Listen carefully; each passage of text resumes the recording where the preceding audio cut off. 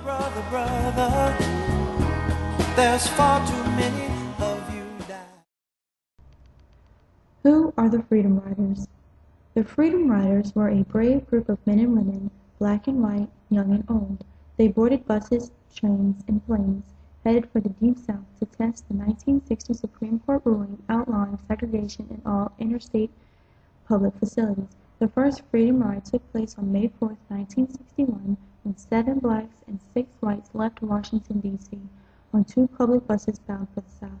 The first Freedom Riders were members of the Nashville Student Group, a local group of students who had successfully desegregated the lunch counters and movie theaters in that city.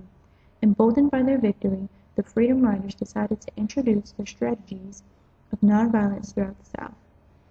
The next morning, the Freedom Riders boarded the buses and took their places. Blacks and whites seated together on the bus, an act already considered a crime in most segregated states.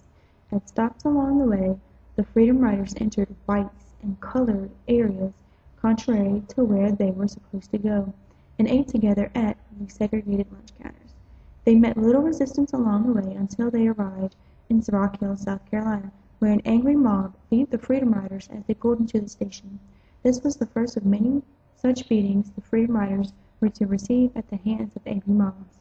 The riders encountered only minor hostility, but in the second week the riders were severely beaten. Outside Anniston, Alabama, one of their buses were burned, and in Birmingham, several dozen whites attacked the riders only 2 blocks from the sheriff's office. The riders continued to Mississippi, where they endured further brutality and jail terms, but generated more publicity and inspired dozens of more rides. Nearly 75% of the Freedom Riders were between 18 and 30 years old. About half were black, a quarter were women. Their mugshot expressions hint at their resolve, defiance, pride, vulnerability, and fear.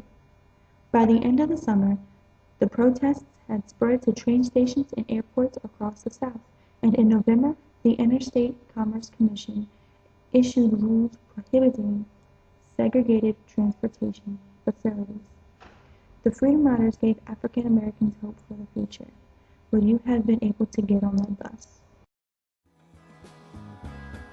You know we've got to find a